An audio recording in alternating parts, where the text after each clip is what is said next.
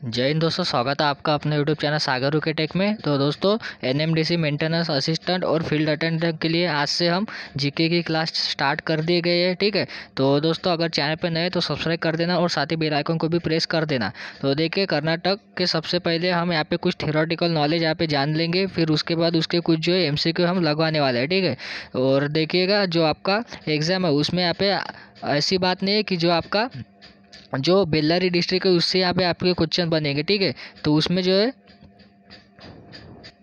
आपके कर्नाटक के भी काफ़ी यहाँ पे क्वेश्चन आपको मिल जाएंगे। ठीक है, क्योंकि जो पिछली बार एग्ज़ाम हुआ था, यानी जो आपका एनएमडीसी, ठीक है, एनएमडीसी आपका जो किरंदुल और बचेली का, ठीक है, किरंदुल और बचेली का जो भी आपका एग्ज़ाम हुआ तो उसमें देखिए, उसमें आपका जो आपका डिस्ट्रिक्ट वाइज था तो उससे भी काफ़ी क्वेश्चन बने थे, और जो आपका स्टेट वाइज था उससे भी आपके काफ़ी क्वेश्चन बन गए थे। ठीक है, तो सबसे पहले देखिए, हम आपके डिस्ट्रिक्ट में जाने से पहले देखिए यहाँ पे स्टेट का जो है कुछ थोड़ा सा नॉलेज यहाँ पे जान लेते हैं, क्योंकि इसके लिए कि काफ़ी डीप में नहीं बल्कि आपके बेसिक से यहाँ पे आपके एग्जाम में क्वेश्चन देखने को मिल जाएंगे। ठीक है, तो चलिए बिना देर गए हम स्टार्ट करते हैं। पहले तो हम इसके बारे में कुछ डिटेल जान लेते हैं, फिर उसके बाद लगाएंगे उसके एमसीक्यू। ठीक है, और अगले क्लास में हम जो है यहाँ पे बेल्लारी जो भी डिस्ट्रिक्ट है इसका, ठीक है, उसके बारे में पूरा A to Z डिटेल जानने वाले हैं। तो दोस्तों चलिए बिना देर गए हम स्टार्ट करते हैं।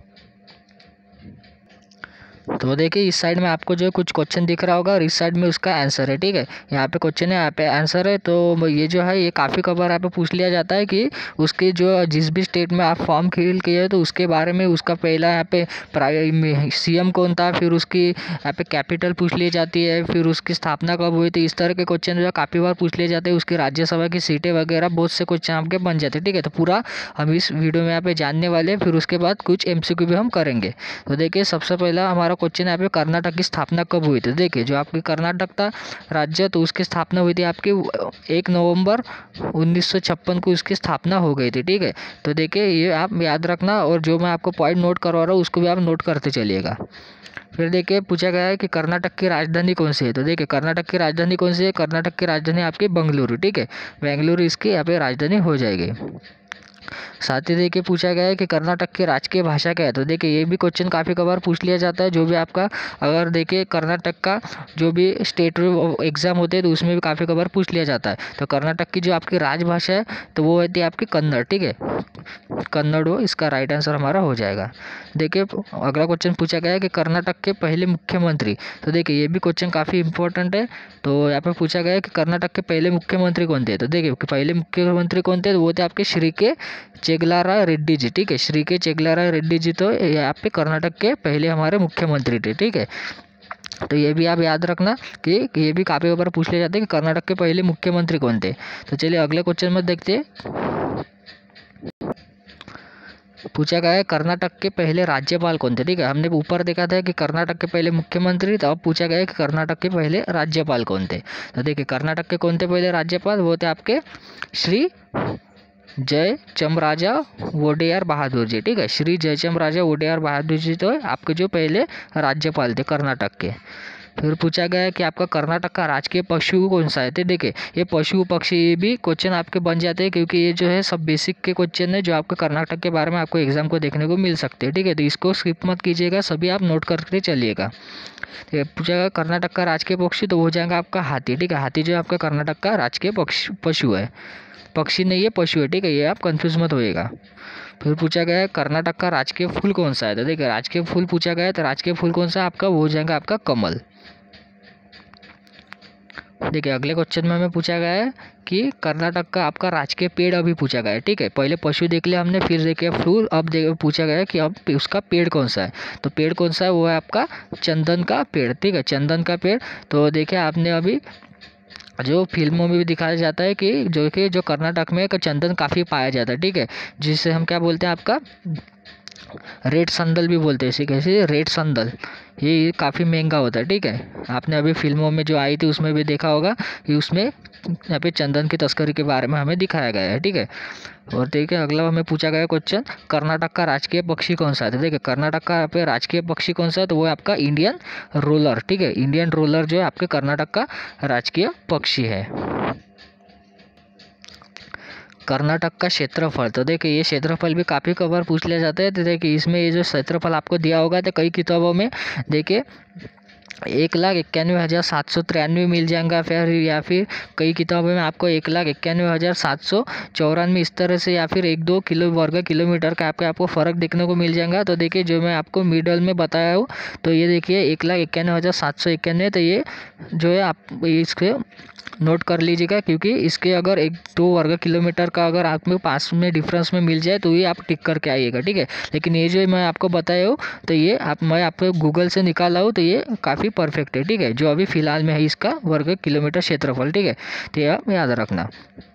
कर्नाटक का सबसे बड़ा नगर कौन सा है? तो देखिए कर्नाटक का सबसे बड़ा नगर जो इसकी राजधानी है बेंगलुरु, वही क्या है, उसका सबसे बड़ा यहाँ पे नगर है। तो अगले क्वेश्चन में देखिए हमें पूछा गया है कि कर्नाटक के प्रमुख लोक नृत्य कौन से है। तो देखिए प्रमुख उसके लोक नृत्य जो है, तो देखिए ये जो क्वेश्चन है ये आप ऐसे मत कीजिएगा कि आप एक पढ़ लिया फिर दूसरा जो यहाँ पे पढ़ना नहीं है, तो ठीक है। तो ऐसा मत कीजिएगा, जो मैं आप यहाँ पे नोट किए एक इसके काफ़ी इंपॉर्टेंट लोक नृत्य है, तो इसको क्या कीजिए आप सभी पढ़ के जाएगा, क्योंकि ये देखिए क्वेश्चन में आपको ऐसे भी मिल सकता है कि देखिए 1, 2 और ये 3 दे दिए, और चौथे ऑप्शन में आपको कुछ अलग सा दे दिया है, और आपको क्वेश्चन में ऐसे पूछा जाए तो इन चारों में से कि कौन सा जो है आपका कर्नाटक का लोक नृत्य नहीं है, तो ये इसलिए आप जो है सभी यहाँ पे आपको पढ़ के ही जाना है। देखिए इसके कौन कौन से नृत्य है, तो देखिए एक तो यक्षगान हो गया, फिर आपका कुनीता हो गया, करगा हो गया और लाम्बी, यानी ये 4 जो है इंपॉर्टेंट लोक नृत्य थे जो मैं आपको यहाँ पे नोट करवा दिया हूँ। अगला यहाँ पे हमें पूछा गया है कि कर्नाटक की प्रमुख नदियाँ कौन कौन सी है। तो देखिए कर्नाटक की जो प्रमुख नदियाँ तो वो कौन कौन से आपकी, मैं देखिए यहाँ पे इंपॉर्टेंट वाली नोट करवा दिया हूँ। देखिए आपकी कावेरी हो जाएंगी, फिर आपकी कृष्णा, तुंगभद्रा, सरस्वती और कालिंदी, ठीक है। ये यहाँ पे 5 नदियाँ मैं यहाँ पे आपको बताया हूँ, तो ये काफ़ी इंपॉर्टेंट है, इसको भी नोट कर लीजिएगा। देखिए कावेरी, कृष्णा, तुंगभद्रा, सरस्वती और कालिंदी। चलिए अगला देखते हैं, कर्नाटक की सीमाएं। तो यहाँ पे पूछा गया है कि कर्नाटक की सीमाएं किन किन राज्यों से यहाँ पे लगती है। तो देखिए किन किन राज्यों से लगती है, तो एक तो आपका गोवा हो जाएगा, फिर महाराष्ट्र, आंध्र प्रदेश, तमिलनाडु और केरल।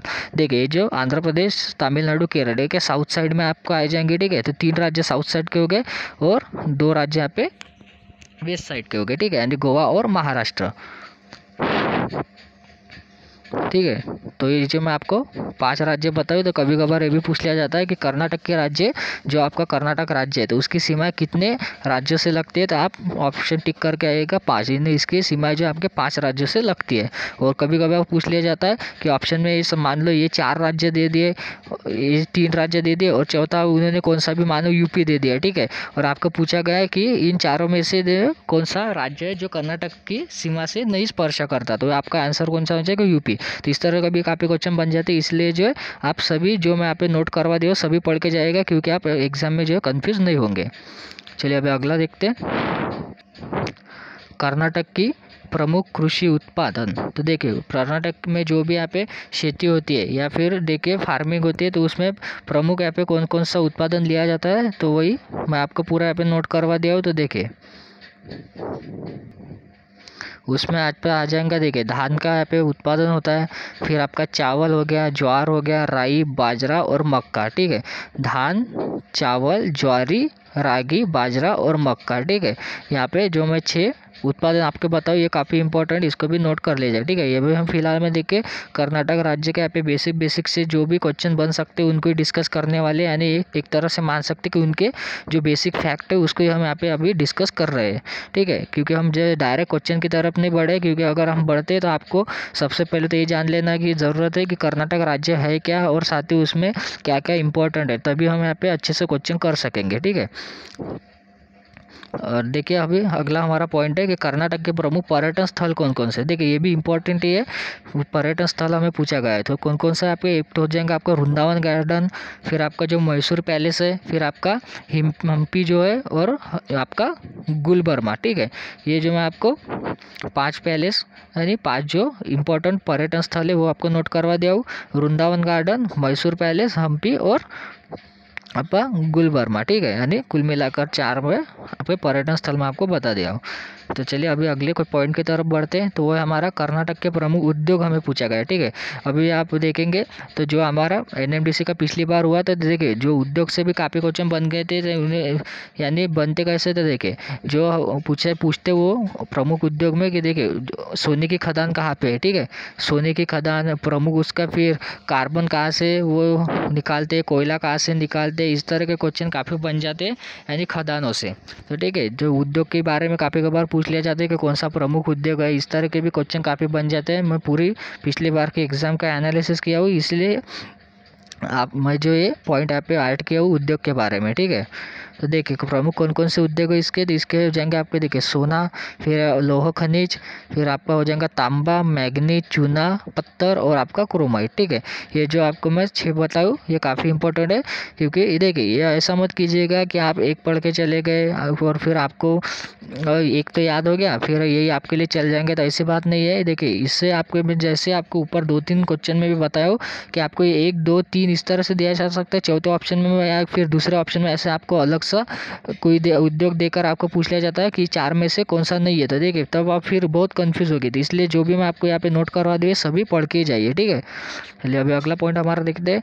तो पूछा गया है कि कर्नाटक में जिलों की संख्या कितनी है, तो ठीक है, यानी कर्नाटक में कुल डिस्ट्रिक्ट कितने हैं तो वो भी पूछा गया है, ठीक है। देखिए ये भी काफ़ी इम्पोर्टेंट हमारा क्वेश्चन है। तो कर्नाटक में कुल अगर जिलों की बात करें तो वो यहाँ पे कुल मिला के 30 डिस्ट्रिक्ट है, ठीक है। कुल मिला के कितने 30 डिस्ट्रिक्ट यहाँ पे हो जाएंगे। फिर पूछा गया है कि कर्नाटक में लोकसभा की सीटें कितनी है, ठीक है। तो देखिए जो कर्नाटक है उसमें लोकसभा की कुल मिलाकर सीटें यहाँ पे 28 सीटें आपकी हो जाएगी, ठीक है। लोकसभा की पूछे तो हो जाएंगे आपकी 28 सीटें। अगला हमारा पॉइंट है यहाँ पे देखिए कर्नाटक में राज्यसभा की कितने सीटें। तो देखिए हमने अभी राज्यसभा की सीटें की बात की है, तो देखिए उसमें हो जाएंगे हमारे जो 12 राज्यसभा की उसकी सीटें, ठीक है। ये लोकसभा, राज्यसभा, उसके डिस्ट्रिक्ट, ये काफ़ी इंपॉर्टेंट 3 पॉइंट मैं आपको बताया। तो देखिए तो एक बार और मैं आपको बता देता हूँ कि कर्नाटक में जो कुल डिस्ट्रिक्ट यानी जिलों की संख्या वो है आपकी 30। अगर बात करें लोकसभा सीटों की तो वो हो जाएंगे आपकी 28। अगर बात करें हम राज्यसभा सीटों की तो वो हो जाएंगे आपकी 12, ठीक है। तो ये काफ़ी इंपॉर्टेंट 3 पॉइंट हमने आपको बता दिए। तो देखिए ये हमने कुल मिलाकर कर्नाटक के बारे में जो भी इंपॉर्टेंट फैक्ट है वो जान लिए। तो अभी हम जो है यहाँ पे कुछ कर्नाटक के बारे में यहाँ पे एमसीक्यू भी कर लेते हैं। तो देखिए पहले तो आप ये मैप देख लीजिए कर्नाटक का, यानी इसमें कौन कौन से आपका उसके सीमा पर राज्य गिरते हैं, तो वो भी आप एक बार मैप वाइज देख लीजिए, ठीक है। फिर उसके बाद हम एमसीक्यू कर लेंगे। तो देखिए ये आपका जो है यहाँ पे कर्नाटक राज्य हो गया, ठीक है। फिर यहाँ पे देखिए इसके साइड में आपको गोवा मिल जाएगा, फिर देखिए आंध्र प्रदेश, इस तरह से जो है आपके इधर तेलंगाना भी मिल जाएगा, ठीक है। और तेलंगाना के वो पूछे कैपिटल कौन से, तो हैदराबाद, ये मैं आपको एक्स्ट्रा पॉइंट बता दे, ठीक है। इसके कौन से यहाँ पे देखिए यहाँ पे बेंगलुरु आ जाएंगे। यानी ऐसा भी कभी पूछ लिया जाता है कि देखिए ये तो क्या होगा, ये होगा आपका पूरा मान लीजिए कर्नाटक राज्य। तो वो एग्जाम में भी ये भी पूछ लिया जाता है कि वो है किस दिशा में।